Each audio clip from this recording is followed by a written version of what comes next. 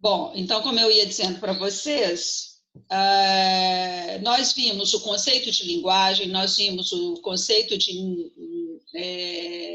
níveis de linguagem, vimos os vários tipos de linguagem, nós vimos também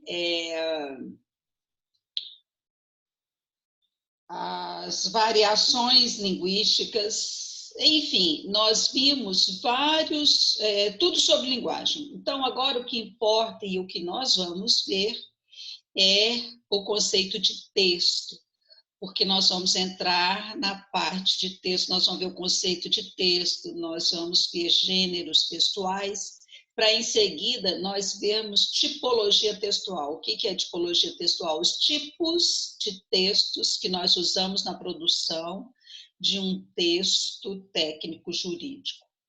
Bom, então, vamos lá. Vou começar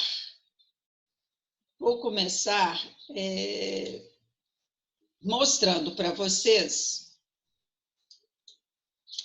essa tela aqui, essa tela inicial.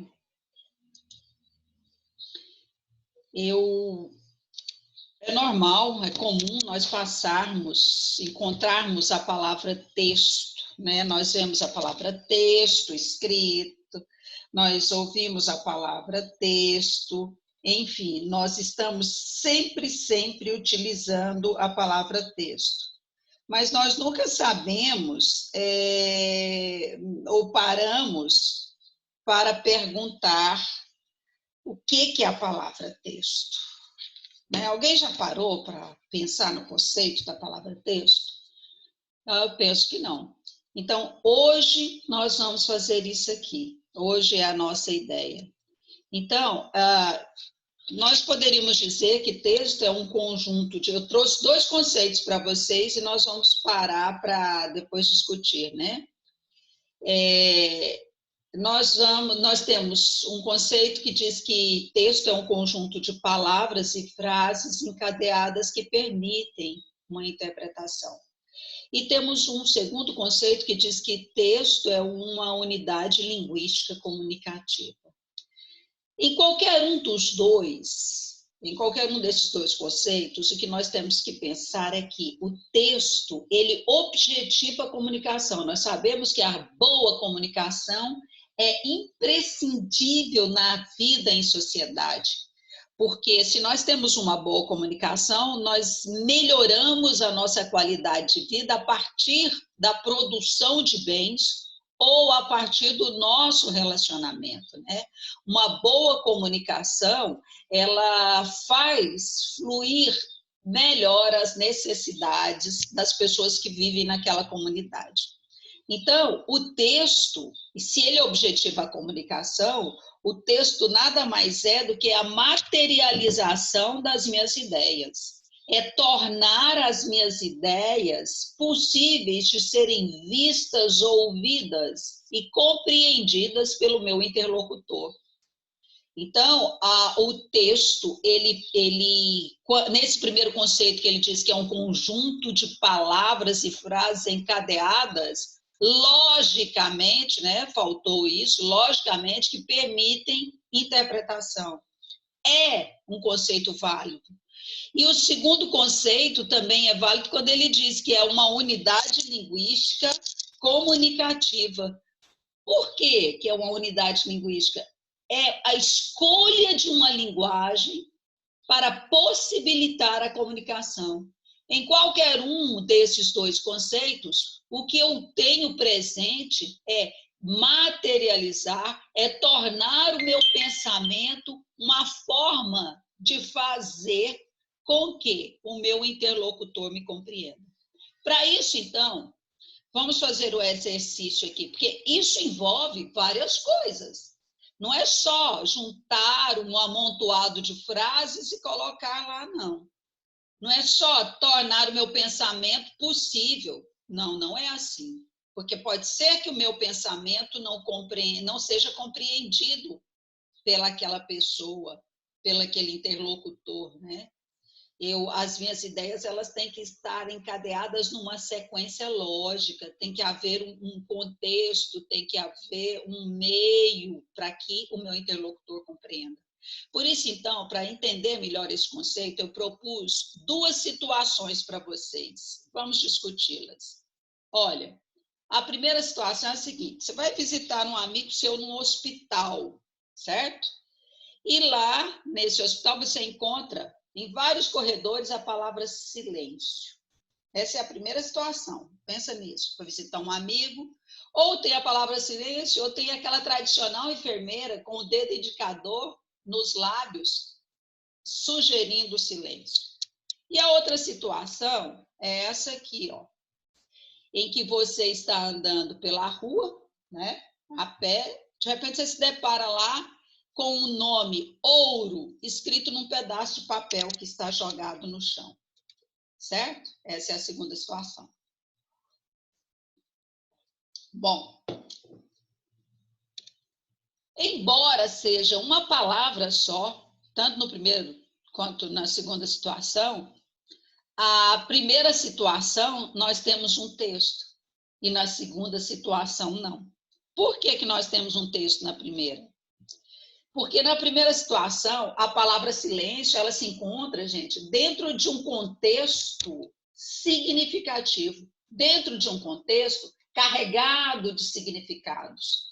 Primeiro, você... esse significado, ele tem algumas pessoas que integram. Lembra que eu falei para vocês que para ler eu preciso ter sujeitos que interagem? Eu preciso ter quem escreveu, preciso ter o texto e preciso ter quem vai ler. Quem escreve, escreve pensando em quem vai ler. Isso chama interação de sujeitos. E esses 3 são os sujeitos da leitura. Então, esses 3 compõem esse contexto sociocognitivo, esse contexto significativo, que futuramente nós vamos ver que é o contexto sociocognitivo. Então, olha, quais são as pessoas que integram esse contexto significativo? Primeiro, você, que é o leitor das placas, né, de silêncio. Segundo, os administradores do hospital ou o administrador do hospital que queria, quando escreveu aquela plaquinha, que quem entrasse ali tivesse a consciência de fazer silêncio, porque aquele ambiente é um ambiente em que as pessoas encontram-se em recuperação e que o barulho não faz bem a elas. Muitas não dormem durante a noite, precisam dormir durante o dia, outras só conseguem dormir à noite não conseguem, enfim, o ambiente requer silêncio. Então, voltando. Então, nessa situação, a palavra silêncio ela é um texto porque ela representa, ela significa a necessidade das pessoas que estão ali terem repouso, e para repousarem não pode haver barulho. Esse é o contexto significativo. Já na segunda situação, a palavra ouro, ela não representa nada, ela não chega a ser um texto. Sabe por quê? Porque ela não possui um contexto significativo. Por outro lado, se nós tivéssemos a palavra ouro escrita nas costas, no cartaz daquelas pessoas que carregam o cartaz pendurado nas costas, elas colocam assim um cartaz nas costas, na frente, escrito ouro, e ficam andando no centro da cidade. Se nós tivéssemos a palavra ouro escrita nas costas de um daqueles compradores de ouro, nós saberíamos que aquilo ali teria um significado, ela passaria a ter um contexto significativo para nós. Então, a partir desse momento, a palavra ouro seria ou se constituiria em um texto, porque estaria, conforme eu já disse e repito, dentro de um contexto significativo. Certo, pessoal? Muito bem. Então, disso aí, nós tiramos 2 conclusões. A primeira conclusão, que um texto não tem número de palavras ideais, né? A extensão de um texto depende da ideia que quer se transmitir. O texto, a extensão de um texto é variável, pode ser uma palavra, várias palavras, um pequeno enunciado, né? E a segunda conclusão é que o texto necessita de um contexto significativo para existir. Ou seja, é necessário que, para o texto existir, eu leve em consideração um conjunto de suposições, uma série de coisas que vai acontecer ou possíveis de acontecerem. Exige conhecimentos prévios de situações que eu vivi no passado, ou leituras que eu fiz no passado e acumulei, né, durante a minha vida. Isso forma esse contexto significativo. Por isso, então, nós precisamos conhecer ou saber o que é um contexto, né? O que significa um contexto? Para que serve um contexto? O contexto, ele é um conjunto de suposições que eu faço, e essas suposições, elas são todas baseadas em coisas que eu soube durante a minha vida, que eu aprendi durante a minha vida, coisas, saberes que eu carreguei comigo. Porque, veja bem, a cada momento da vida você aprende alguma coisa. E esse aprendizado você guarda para sempre, você acumula na sua memória, né? Isso nós chamamos, Paulo Freire chama isso de conhecimento de mundo. Segundo Paulo Freire, nós aprendemos a ler o mundo antes de aprender a ler as palavras. No dizer de Paulo Freire, ler o mundo significa a vivência, a sabedoria, a sapiência, coisa que muitas pessoas têm sem saber ler uma só palavra. Então, é esse conhecimento de mundo, é essa leitura de mundo que forma o que nós chamamos de contexto. Por quê? Porque cada coisa que eu conheço, que eu aprendo, me ajuda a formar as suposições a partir da leitura de um texto. Então, quando eu leio um texto, a princípio, o texto ele não tem nenhum significado.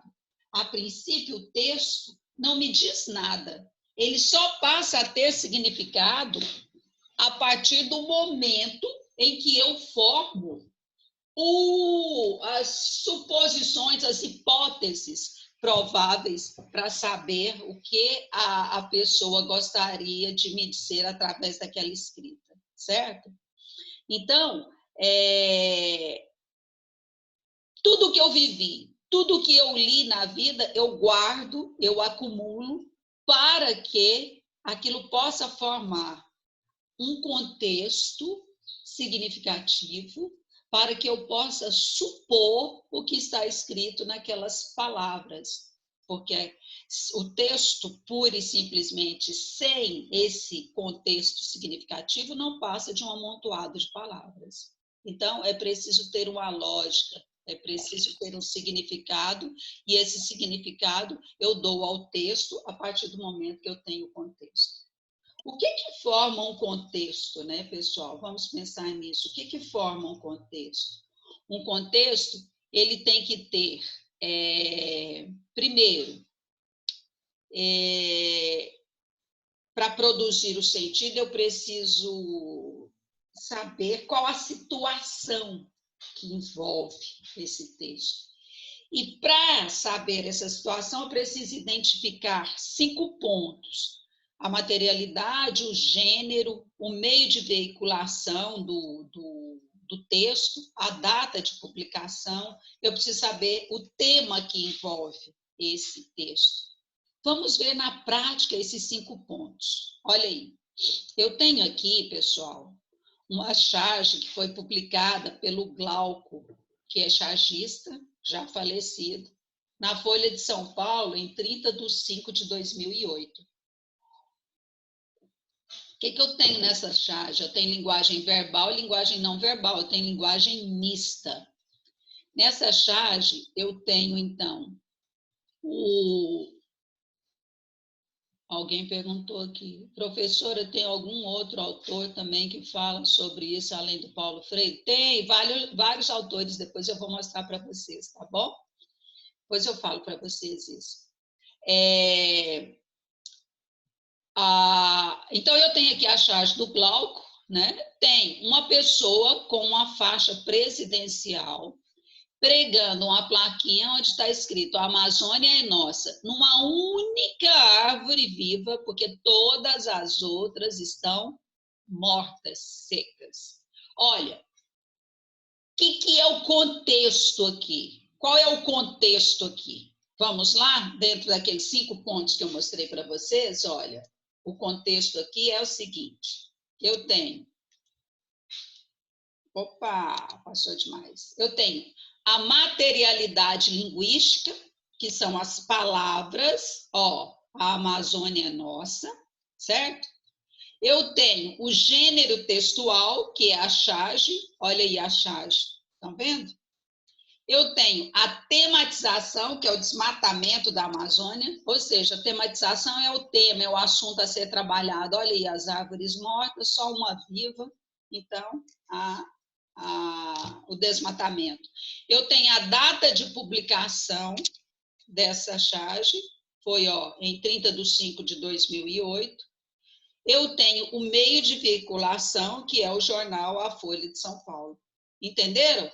Isso ajuda a formar o contexto. É por isso, pessoal, que eu falo sempre para vocês o seguinte, gente, quando você for ler um texto, é imprescindível que você leia a fonte. Ali no finalzinho do texto, vem escrito de onde aquele trecho foi retirado, quem é o autor.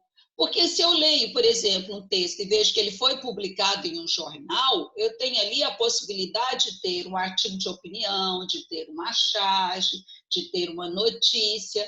Isso já me ajuda a formar o contexto. Isso já me ajuda a entender que esse não é um texto literário, que esse é um texto técnico, que é um texto que trabalha com informação, que não é um texto para entretenimento, né? Então, é imprescindível saber isso. Esse é só um dos aspectos, a data de publicação e o meio de veiculação. Saber a tematização é importantíssimo, por quê? Porque é ele que vai me ajudar na interpretação final do texto, saber o que o autor quis dizer com aquilo. E o gênero textual também ajuda. Se você pegar uma pessoa que está lendo uma crônica, que sabe o que é uma crônica, e coloca do lado uma outra pessoa que não sabe, não conhece o gênero crônica, e bota as duas para lerem ao mesmo tempo, quem conhece o gênero crônica vai rir ou vai se preocupar primeiro do que a outra. Por quê? Porque o gênero crônica, ele nada mais é do que trabalhar um tema do dia a dia de maneira cômica ou de maneira crítica. Então, você lê a crônica, você já vai se preparando para a crítica ou para a comicidade a respeito daquele tema que aborda a crônica, sobre um aspecto do nosso dia a dia. E a pessoa que não conhece, a pessoa que não sabe o que é crônica, ela não vai ter essa facilidade, ela não vai conseguir ler esse texto, né? Dar essa interpretação. Então, é muito importante. E a materialidade linguística. Bom, então nós vamos ver aqui. Para a formação do sentido, então, o que precisa ser observado dentro de um aspecto, dentro de um contexto? Primeiro, nós chamamos de aspecto situacional, é aquele conhecimento da situação comunicativa. Ou seja, pessoal, aqui o que eu devo usar, qual gênero, qual é o tipo de tema que eu vou trabalhar, né? O situacional significa situação, significa o contexto, significa o momento, quais as regras que estão ali para serem discutidas a respeito de um tema. Tem um aspecto superestrutural ou tipológico, que é escolher o gênero que eu vou usar, porque eu não vou poder fazer uma crítica ao sistema educacional brasileiro usando, por exemplo, um convite de casamento. Por quê? Porque o gênero convite de casamento é um, né? E a crítica ao sistema educacional pode ser um artigo científico escrito por um pedagogo. Então, deve ser, no caso, né, um artigo científico escrito por um pedagogo. Então, eu tenho que saber quais são os gêneros textuais que eu utilizo. O estilo. O estilo são as variações utilizadas naquele momento, as variações linguísticas utilizadas naquele momento. Né? Eu vou usar, e o nível de linguagem, eu vou usar um nível coloquial, um nível culto. Eu vou usar uma variação linguística regional, vou usar uma variação linguística social, uma variação linguística econômica.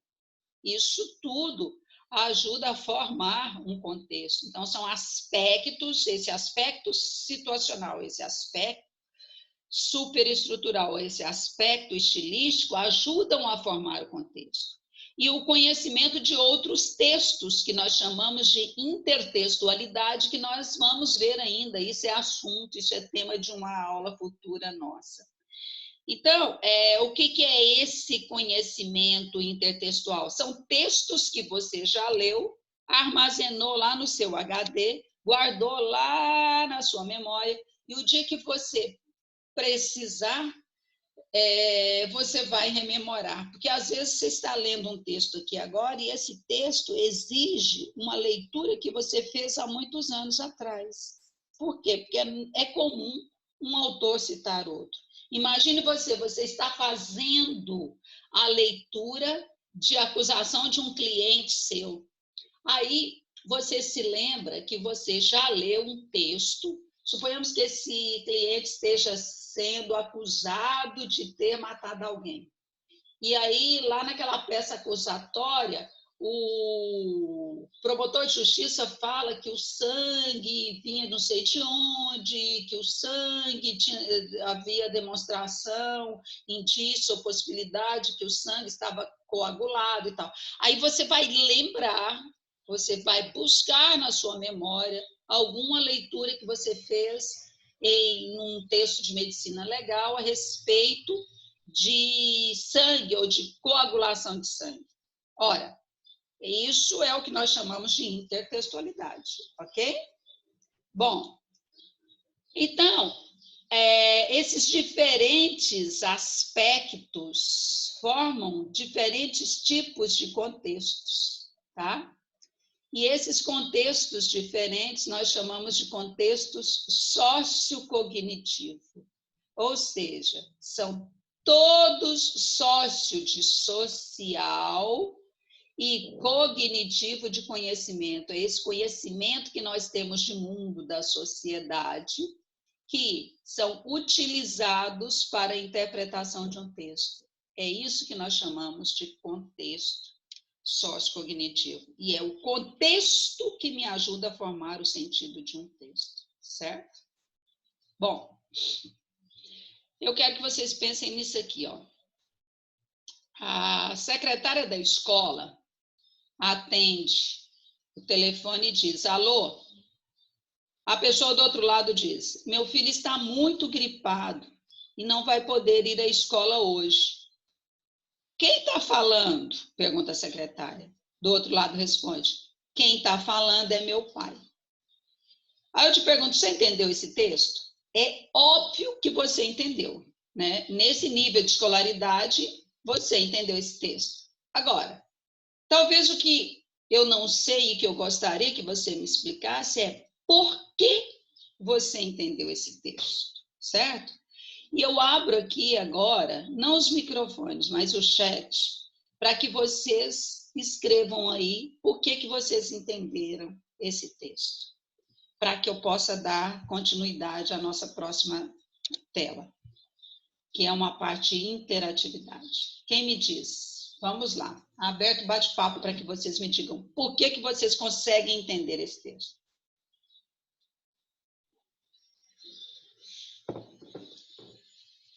Podem escrever, estou esperando. Vocês são 39 participantes agora. É possível que ninguém tenha uma ideia.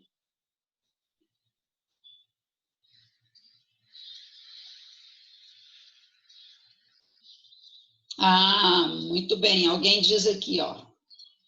entender, eu não sei que esse é um iPhone e tal, gente, vocês têm que se cadastrar, já expliquei como é que funciona isso, tem que abrir uma conta no Zoom para aparecer o seu nome, tá? Então, aqui, ó, alguém está me dizendo o seguinte, que...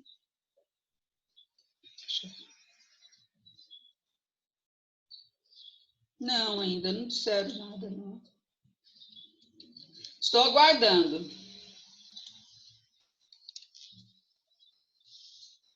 Ninguém?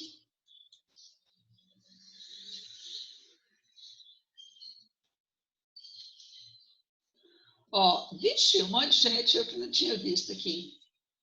Estou vendo a senhora agora, sim, sim, sim. Professora, tem algum outro autor? Sim. Aí a Samira entrou e colocou o RA dela. Olha, se você não participa, Samira, só deixa o seu RA, conta como falta, porque o sistema ele fala quanto tempo você permaneceu em sala, tá? Esse slide vai ficar assim, vou salvar no Google Classroom. O filho está ligando para o colégio. Tá, isso é o que você entendeu. Quero saber por que, que você entendeu isso.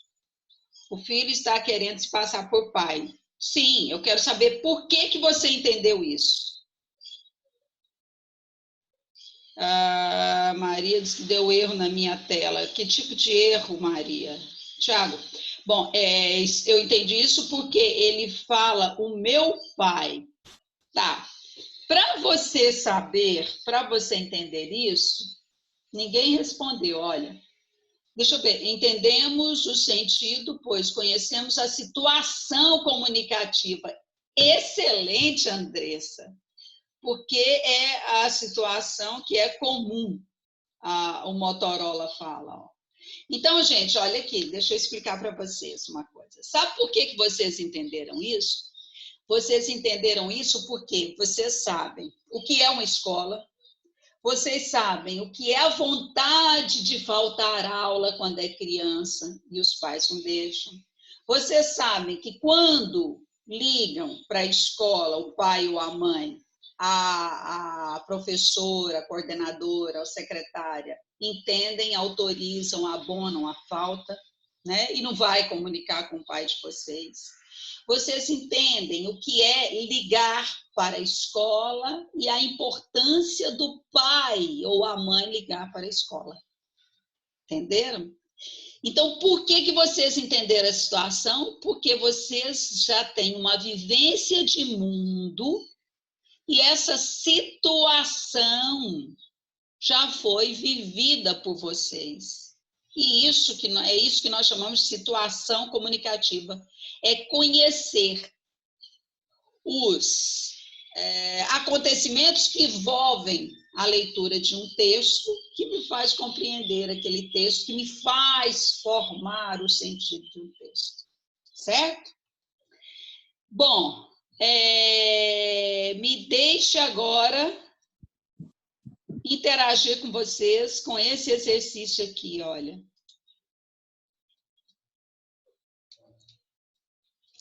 Vou colocar aqui para vocês. Considere as afirmações abaixo. Um texto não é um aglomerado de frases. Primeira situação. Segunda situação. Isolando frases do texto, podemos conferir-lhe o significado que se deseja. Terceira situação. Para entender qualquer passagem de um texto, é necessário confrontá-la com as demais partes que o compõem, sob pena de dar-lhe um significado oposto do que ela, oposto ao que ela de fato tem. Nenhum texto é uma peça isolada, nem a manifestação individualizada de quem o produziu. Eu quero que vocês pensem aí e que assinalem a alternativa correta aqui. A letra A fala apenas as afirmações 1 e 3 estão corretas, apenas as afirmações 1, 2 e 4 estão corretas, apenas as afirmações 2, 3 e 4 estão corretas, apenas as afirmações 1, 3 e 4 estão corretas, todas estão corretas. Vocês vão pensar aí e já eu vou dar resposta para vocês.